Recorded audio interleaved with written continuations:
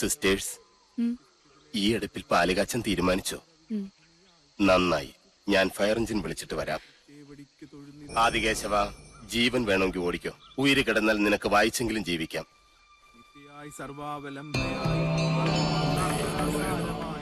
തുളസി, അന്നപതിയായ അഗ്നിയെയും മഹാലക്ഷ്മിയെയും മനസ്സിൽ ധ്യാനിച്ച് നെല്ലൂർ മനയിലെ അഗ്നിശാലയെ ഞാൻ വീണ്ടും ഉണർത്താൻ പോകുന്നു. അത് നിന്റെ കൈകൊണ്ട് തന്നെ വേണം. പേടിയുണ്ടോ? കുട്ടേട്ടാ, വേണ്ട. ഈ അടുപ്പിൽ നില തീ പിടിച്ചിട്ടുണ്ട് അച്ഛൻ. നിന്റെ അച്ഛനെ കൊന്ന സാവിത്രിയുടെ പട്ടടയ്ക്കാണ് നീ തീ കൊളുത്താൻ പോകുന്നത്. പറഞ്ഞതനുസരിക്ക്.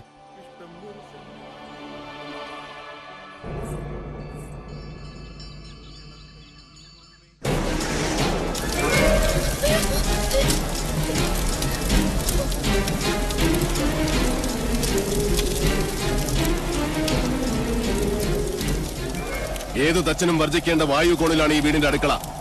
അനന്ത, ആഞ്ഞു വീശുന്ന കിഴക്കൻ കാറ്റിന്റെ ഗതി തടയി.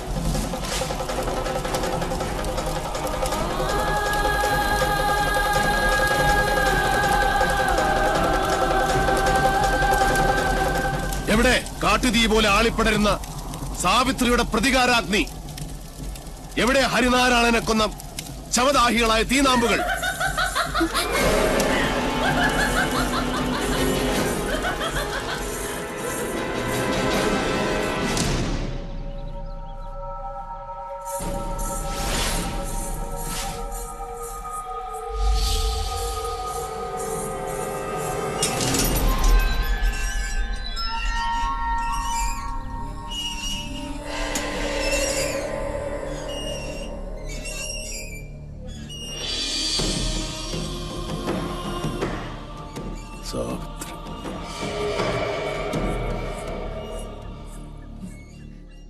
സ്വയരക്ഷയ്ക്കായി എന്തും ചെയ്യാൻ മടിക്കില്ല. അച്ഛനോ മക്കളോ, അതോ കീഴടങ്ങാൻ മടിക്കുന്ന ഈ ദുഷ്ടരാക്ഷസി? ആരായാലും ഈ പിത്തലാട്ടങ്ങൾ കണ്ട് ഭയപ്പെടുന്നവനല്ല മാധവൻ. അതെ, എല്ലാരും വരിക. അടുപ്പിൽ പാല് തളിച്ചു തൂവി. പൂർവികരുടെ കാലത്ത് നടക്കാതെ പോയ ഗൃഹപ്രവേശം ഇപ്പോഴാണ് നടന്നത്. ഇപ്പൊ ഇതൊരു വീടായി. അതെ, ഇതൊരു ലക്ഷണമൊത്ത മനുഷ്യാലയമാകാൻ പോകും.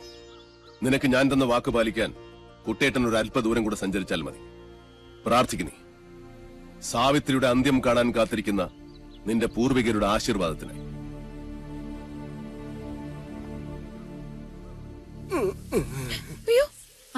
എനിക്കും അറിയില്ല എന്താ പറ്റി. ഞാൻ ഇവിടുന്ന് രക്ഷപ്പെട്ടു ഓടിയതാ. വലിയ കുരുങ്ങി. 8 കാലയുടെ അല്ല, ഇതേതോ 10-28 കാലയുടെ ആണെന്ന് തോന്നുന്നു. നമസ്കാരം. എന്നെ മനസ്സിലാവുന്നില്ലേ? ഭാഗ്യം, യക്ഷിക്കും മനസ്സിലാകാതിരുന്ന മതിയായിരുന്നു. ഇനി ഈ വല മാറ്റണ്ട.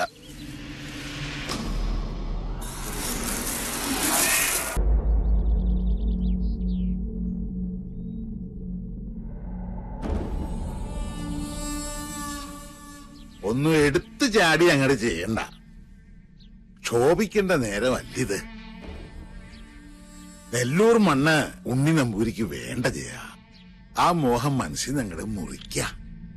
അച്ഛാ, രാജീവൻ വല്ലാതെ അങ്ങ് മോഹിച്ചുപോയി. എന്റെ മോളെയോ ചെമ്പ്രയിലെ മണ്ണോ? അല്ലാതിപ്പോ ചെമ്പ്രയിലെ പെണ്ണും ചെമ്പ്രയിലെ മണ്ണും രാജീവിന് വേണം, അല്ല രാജീവ? ഗൗരി എവിടെ? ഗിരീശൻ എവിടെ? ഞാൻ പറയുന്ന അവർക്ക് മനസ്സിലാവൂ. ഗിരീശ, ഗിരീശ!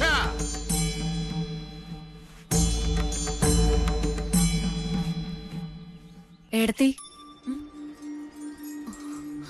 ഹായ്, ആരാ ഇത്? പട്ടാഴിയില്ലത്തെ ആത്തയമ്മയോ? ഇവിടെ നിന്റെ ഏടത്തി ഇരിക്കണത്? പടിയിറങ്ങി പോയ മൂശട്ടെ. അച്ഛാ, ജയേട്ടാ, ഇങ്ങോട്ടൊന്ന് വേഗം വരിക. അനിയത്തി. ആഹാ, എന്താണ് നിനക്കിവിടെ കാര്യം? എടി എന്താണ്?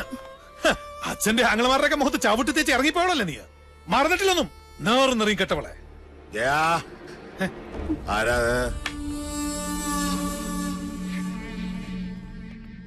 കണ്ടില്ലേ അച്ഛാ? ഇറക്കി ഇവിടെ പിഴച്ചവളെ. എന്താണാവോ വരവിന്റെ ഉദ്ദേശം? ഗുപ്തനും മക്കളും ചത്തു നശിച്ചോന്ന് കണ്ടുറപ്പിക്കാനാ? അപ്പൊ ഉറപ്പാണ് അച്ഛന് എല്ലാം നശിക്കൂന്ന്. അവന്റെ അച്ചിപ്പണി ചെയ്ത് നടക്കുന്ന നീ ഞങ്ങളെ ശപിക്കുന്നോടി. അച്ഛാ, ഈശ്വരനെ കരുതി, എന്നെ കരുതിയിട്ടല്ല. അച്ഛന്റെ ഏട്ടന്മാരുടെ നന്മയ്ക്ക് വേണ്ടിട്ട് പറയാ. മുഖവുര വേണ്ട. മാധവേട്ടനോട് ശണ്ടയ്ക്ക് നിൽക്കരുത്. എന്റെ ഒരു അപേക്ഷയാണ്. കേട്ടില്ലേ? ഇവള് പറഞ്ഞതിന്റെ പൊരുളച്ഛന് മനസ്സിലായില്ലേ? നമ്മുടെ ചോരയ്ക്ക് വേണ്ടി ഇവള് ദാഹിക്കുന്നു. ലക്ഷണം കൊള്ളാം. ആദ്യം യുദ്ധം ചെയ്യാൻ കടവ് കടന്ന് വേളിക്കാരൻ വരുന്നു, പിന്നാലെ സമാധാന ദൂതുമായി സഹധർമ്മിണിയെ പറഞ്ഞയക്കുന്നു.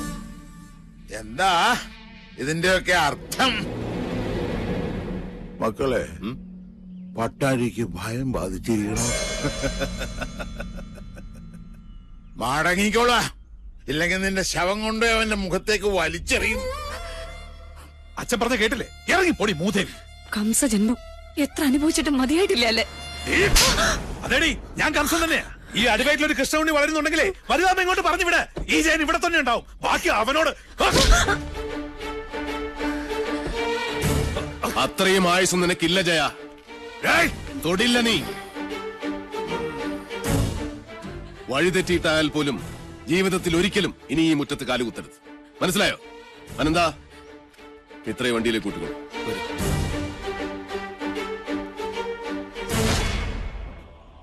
ഏതൊരു പെണ്ണിനും സ്വന്തം വീട്ടുമുറ്റത്ത് വന്ന് നിൽക്കുമ്പോ ഒരു വിശ്വാസമുണ്ട്. എത്ര വെറുത്താലും അവമാനിച്ചാട്ടിയിറക്കി വിടില്ല. നിങ്ങളത് തകർത്തു.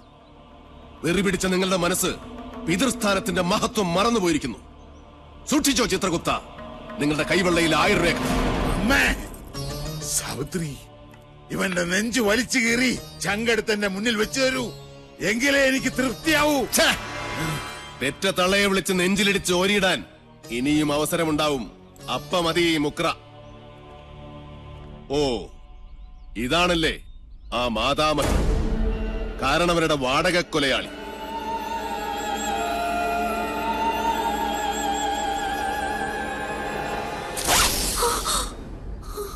ഒളിസേവയ്ക്കിറങ്ങുന്ന ഈ ദുർദേവതയെ കണ്ടാൽ 2ആയി വലിച്ചു കീറും മാധവൻ. ഓർത്തോ?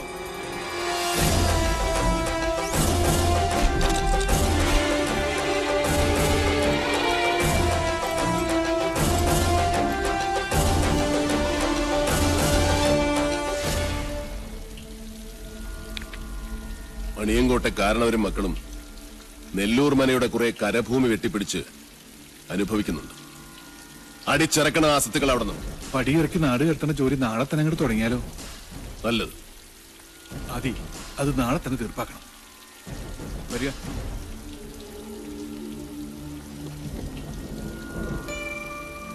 എന്താ കണ്ണ് കലങ്ങിയിരിക്കുന്നത്? ഒന്നുമില്ല, എന്തോ ചെറിയ കരട് കണ്ണിലെ പാറി വീണു, അത്രേ ഉള്ളൂ. എനിക്കറിയാം, തന്റെ കണ്ണിലെ കരട് ഞാനാണിപ്പോ. അയ്യോ, എന്താ ഇങ്ങനെയൊക്കെ പറയണേ? ശത്രു തന്നെയാണ് മാധവൻ. ശത്രുവായാലും മിത്രമായാലും ആക്രമിച്ചു കീഴടക്കുന്നത് എന്റെ സ്വഭാവമാണ്. അച്ഛന്റെയും ആങ്ങളമാരുടെയും ജീവന് വേണ്ടി മിത്ര എന്നോട് യാചിക്കരുത്. വിട്ടുതരില്ല ഒന്നിനെയും ഞാൻ.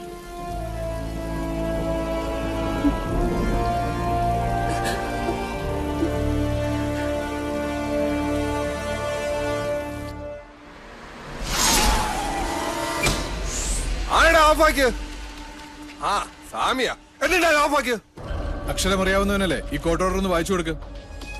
എന്താ ഇത്? നിന്നെയൊക്കെ ഇവിടുന്ന് വലിച്ചിറക്കാനുള്ള കോർട്ട് ഓർഡറാ. കൂട്ടി പൊക്കണം. സ്വയം ഇറങ്ങണോ അതോ കഴുത്തിന് കുത്തി ഇറക്കി വിടണോ? എടാ വാസു, യവന്മാരെടുത്ത് ചീന്തി ചിന്തയിടാ.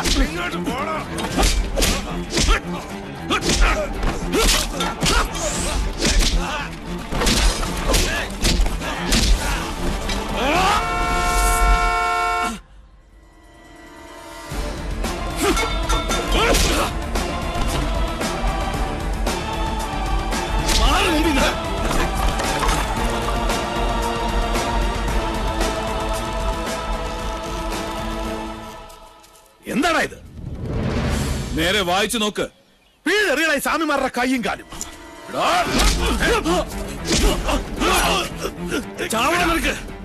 ഒരൊറ്റ വെട്ടിന് ആവിയും അനക്കവും ഇല്ലാതെ തെക്കോട്ട് നോക്കി കിടക്കുന്നേ.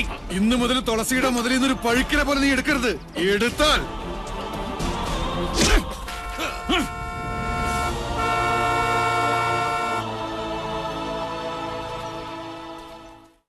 എല്ലാം നശിച്ചു, നശിപ്പിച്ചു. എന്നിട്ട് മോങ്ങിക്കൊണ്ട് വന്നിരിക്കുന്നു ചുംബന്മാര്. അമയത്തെ കഴിക്കുന്ന കഴുതകൾക്കുണ്ടാവും ഇതിലും നല്ല ഉശിര്. എന്തിനാണ് ശംഭോ എനിക്കിങ്ങനെ 3 ആമക്കള്? അച്ഛാ, എന്താ? രാജീവൻ വിളിച്ചിരുന്നു. അപ്പൊ അവരും അറിഞ്ഞു മണിയങ്കോട്ടിന്റെ അടിത്തറ അളകിയിരിക്കുന്നെന്ന്. സ്വത്തില്ലാത്ത മണിയങ്കോട്ടൊന്നും അവന് പെണ്ണു വേണ്ടാത്രേ.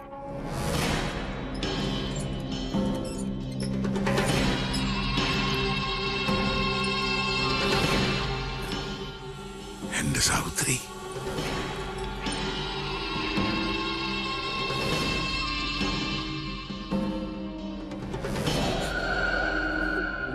എപ്പോഴൊക്കെ നിന്റെ കണ്ണു നിറഞ്ഞു കണ്ടിട്ടുണ്ടോ അപ്പോഴൊക്കെ ഈ ഗിരീശൻ മനസ്സ് കല്ലാക്കിയിട്ടുണ്ട്. കൊന്നവന്റെ ശവം മരിച്ചവന്റെ മുറ്റത്ത് ദഹിക്കണം. മണിയങ്കോട്ടെ പഴയ ആചാരങ്ങൾ തെറ്റിക്കണ്ട. അതിന് കരളുറപ്പുള്ള ആരെങ്കിലും ഉണ്ടോടാ ഇവിടെ? അച്ഛൻ പുലർച്ചെ പുഴക്കരെ കാത്തു നിന്നോ? കണി കാണാം മാധവന്റെ ചേട്ടം. വാടാ ഗിരീശ. വാസു, ചെമ്പ്രയിൽ ഇത്തിരി ചോര വീണിട്ട് എത്ര കാലായി. ശുഭമസ്തു.